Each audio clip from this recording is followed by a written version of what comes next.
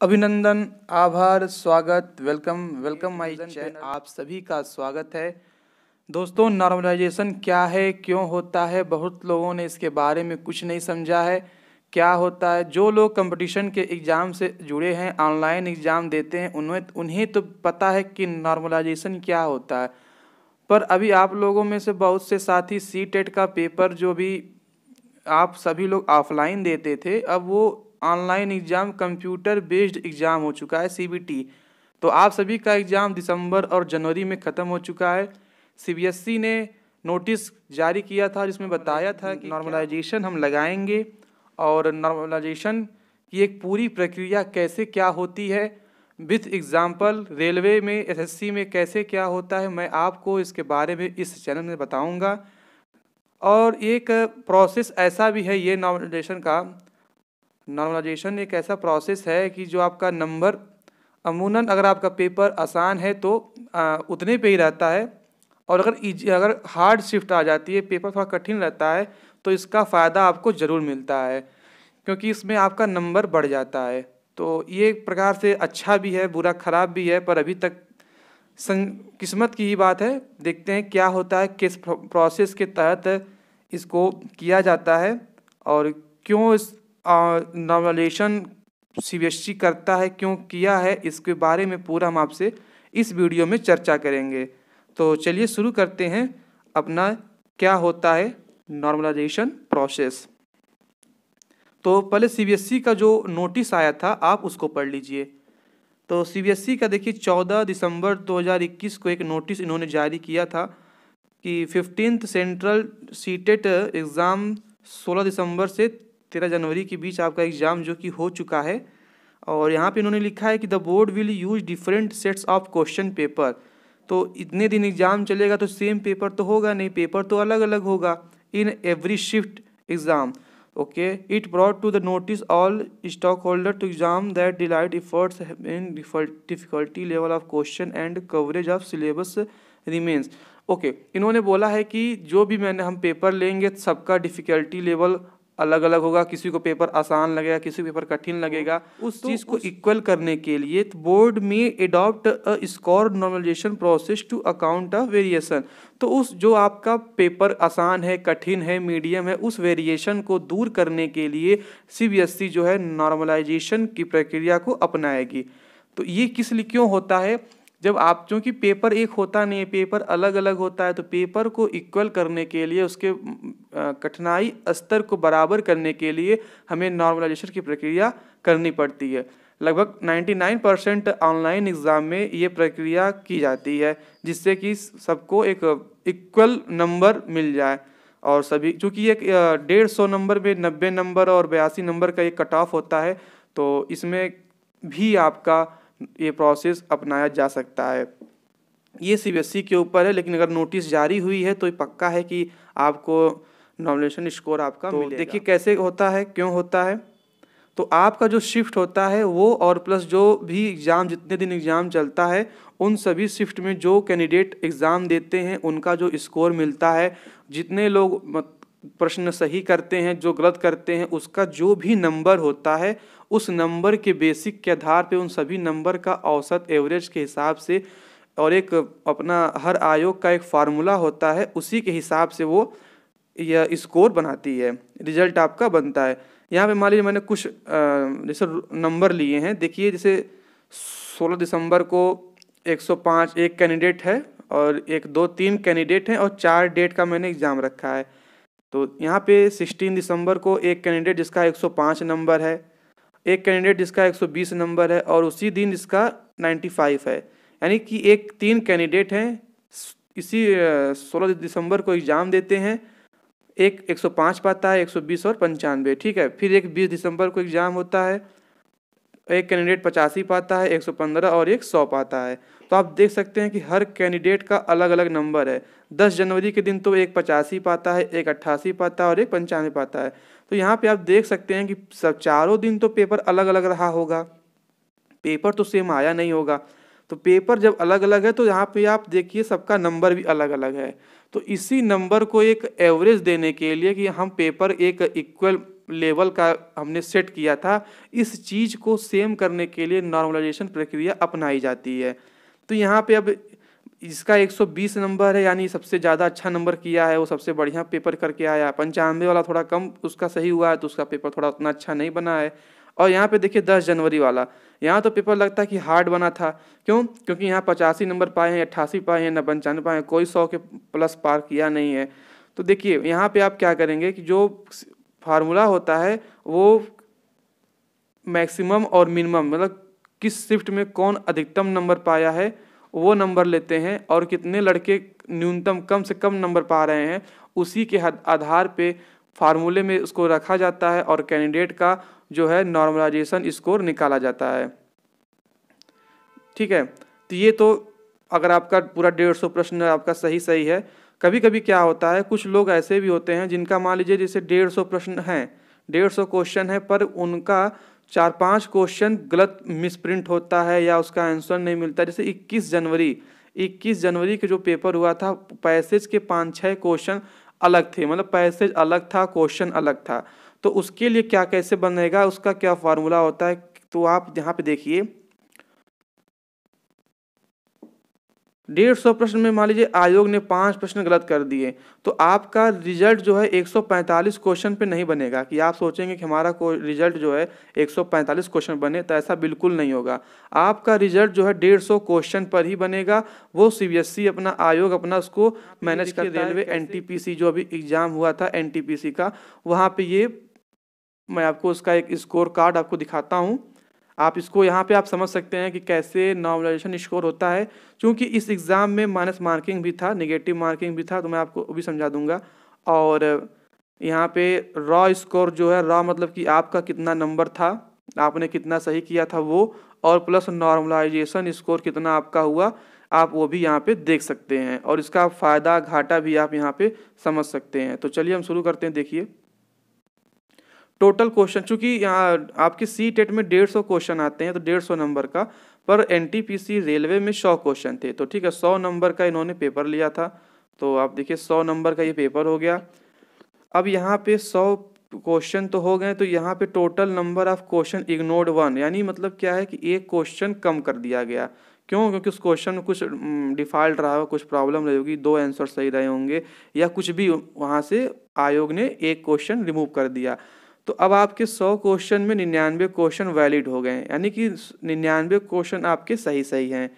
अब उन 99 क्वेश्चन में आपने 82 अटेम्प्ट किया था। देखिए अटेम्प्ट जो आप करेंगे वो पूरा दिखाएगा, इसमें कम नहीं करेगा। अगर आप 100 क्वेश्चन किए हैं, 100 में से आपका 82 क्वेश्चन आपने अटेम्प्ट किया है, उसमें कम नहीं करेगा।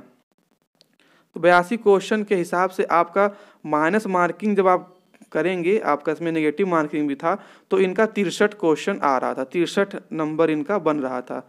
82 में 63 नंबर। अगर आपका सी टेट रहता तो मान लीजिए यहाँ पे आप 82 है तो आपका 82 नंबर ही बनता, क्योंकि एक क्वेश्चन का एक नंबर होता है। क्योंकि रेलवे में माइनस मार्किंग है तो उसका कम होके 63 नंबर। तो आपका जो नंबर बन रहा है, आपका जो आप अभी जो रिस्पांस की आई है, आप रिस्पांस की में अपना मिलाए होंगे, तो जो भी आपका नंबर है वो नंबर आपका, जो भी मान लीजिए 100 नंबर था तो 100 नंबर आपका यहाँ पे दिखाएगा कि आपने 100 नंबर प्राप्त किया। जैसे कि रेलवे में इनको 63 नंबर मिला था। तो चलिए अब आपको देखते हैं। तो अब यहाँ पे 18 क्वेश्चन इन्होंने गलत किया है, 63 क्वेश्चन सही किया था और 18 क्वेश्चन गलत किया था। तो ये चीज़ हो गया। अब 18 क्वेश्चन कम करने के बाद इनका नंबर बनता है 57 नंबर, और आप 57 नंबर इनका बन गया। तो अगर क्वेश्चन सब सही रहते तो 63 बनते, नहीं तो इनका बना 57 नंबर। अब देखिए ये 57 नंबर बना है 99 क्वेश्चन में, 57 जो नंबर बना है 99 क्वेश्चन में। अब यहाँ पे आप एक नीचे पॉइंट देख लीजिए क्या लिखा है। यहाँ लिखा गया है कि प्रोरेटेड स्कोर आउट ऑफ 100, यानी कि अब 99 को 100 कर दिया गया, जितने क्वेश्चन एग्जाम में आए थे। तो 57 नंबर 99 क्वेश्चन पे थे, और अगर क्वेश्चन संख्या 100 रहती, 100 क्वेश्चन सही रहता, तो यहाँ पे देखिए आपका नंबर बढ़ गया 57.575756 हो गया, यानी दशमलव के 5 स्थान तक ये बताए हैं, और नंबर आपका बढ़ गया।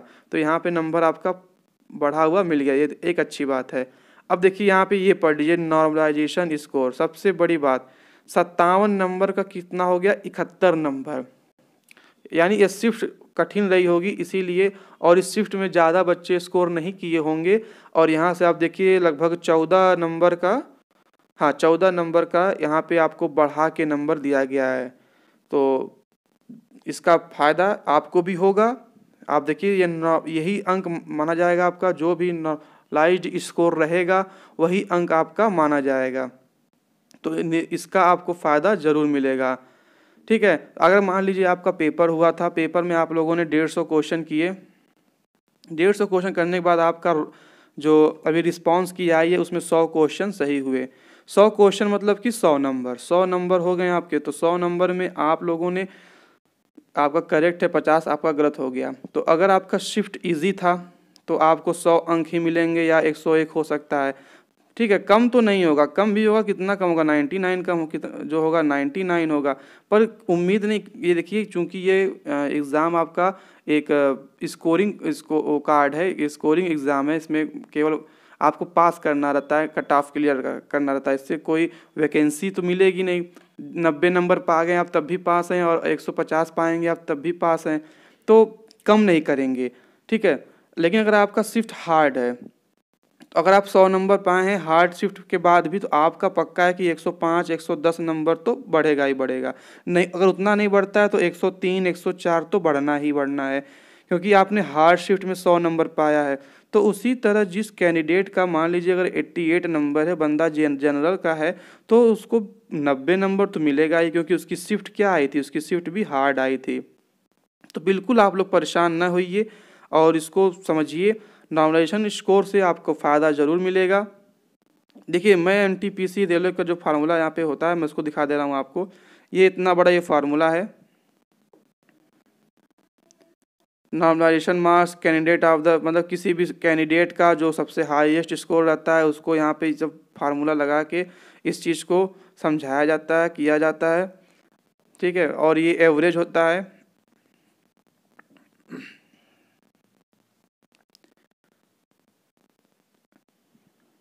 ये सब जो भी शिफ्ट आप देंगे उस शिफ्ट के हिसाब से, यहाँ पे इस फार्मूले के हिसाब से, जो मैथ में मीन मोड होता है ना सांख्यिकी में, उस हिसाब से इसको फार्मूला को डिज़ाइन किया जाता है, जिससे कि किसी को कोई प्रॉब्लम ना हो। देखिए मेन क्या है कि मेरा एक मोटो है इस चैनल को आने का, मैथ्स जो गणित सब्जेक्ट है, आप लोगों में से बहुत लोग इससे डरते हैं, और मानता हूँ कि बहुत लोग आर्ट साइड से हैं, उनको मैथ समझ में नहीं आती है।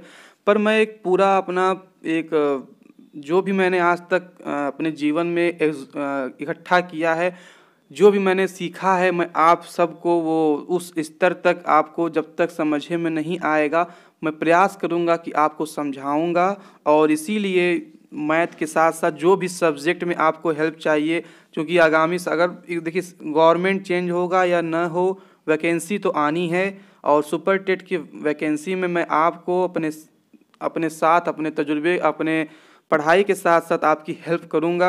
मैथ के साथ साथ सभी सब्जेक्ट में अपनी गाइडेंस और आपकी भी मदद के साथ मैं आगे चलूँगा। अभी तक सीबीएसई का रिस्पांस की ना देखा हो, आप इसको देख लीजिए। आप कैसे देखेंगे बता दे रहे हैं।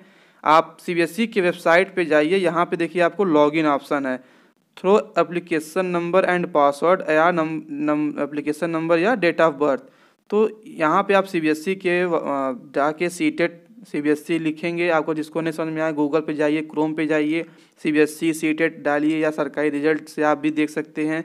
तो वहाँ पे आप अपना एप्लीकेशन नंबर या डेट ऑफ बर्थ से आप चेक कर सकते हैं। यहाँ पे आपका एप्लीकेशन नंबर भरा जाएगा और डेट ऑफ बर्थ भरेंगे, फिर ये जो सिक्योरिटी पिन दी गई है इसको भर दीजिए, और यहाँ से साइन इन कर दीजिए। साइन इन करने के बाद आपके सामने पूरा एक आपका, आपने जो भी एग्ज़ाम टाइम में जो भी 150 क्वेश्चन किया था, वो सब कुछ आपके सामने विंडो एक खुल जाएगी। देखिए इसमें आपका होगा क्या, मान लीजिए ये क्वेश्चन है, यहाँ पे क्वेश्चन नंबर ये 7 था, तो आपने 7 का ये ऑप्शन है, यहाँ पे आप जो भी किए रहेंगे, इस चीज़ को देखिए, यहाँ आंसर आपने आंसर किया है, बताएगा कौन सा चूज़ किया, ऑप्शन नंबर 2, यानी कि जिन्होंने ये जिसका पेपर था इन्होंने क्वेश्चन नंबर आंसर 2 दिया है।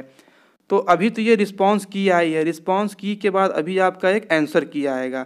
आंसर की जहाँ पे आएगा तो फिर आपका सेम प्रोसेस रहेगा, सेम आप उसी तरह लॉगिन करिएगा और जहाँ पे आप ये बॉक्स देख रहे हैं इसी बॉक्स के नीचे यहाँ पे आपका एक आंसर करके आएगा कि करेक्ट आंसर।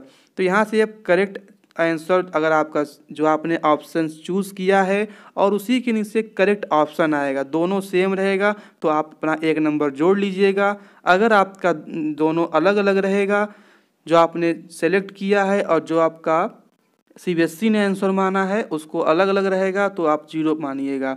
तो इस तरह आप अपना नंबर जोड़ सकते हैं। तो अभी सीबीएसई के नोटिस का वेट कीजिए, अभी 5-6 दिन 7 दिन बाद हो सकता है आपका एक आंसर की आपका रिलीज़ हो। आंसर की के बाद आपको करेक्शन के लिए भी, ऑब्जेक्शन के लिए भी आएगा और उसके बाद तब आपका रिज़ल्ट आएगा। तो ये इसका पूरा प्रोसेस होता है और इस चैनल के माध्यम से मैं आप सभी का बहुत बहुत शुक्रिया करता हूँ कि आप सभी लोग मेरे साथ जुड़े हैं और अपने स्तर से इसको शेयर कर दीजिएगा और जिनको भी ये प्रोसेस के बारे में न पता हो उनको बता दीजिएगा, ठीक है। और मैं बस आपसे यही उम्मीद है, आशा है कि आप सभी लोग मेरे साथ हैं। तब तक के लिए धन्यवाद।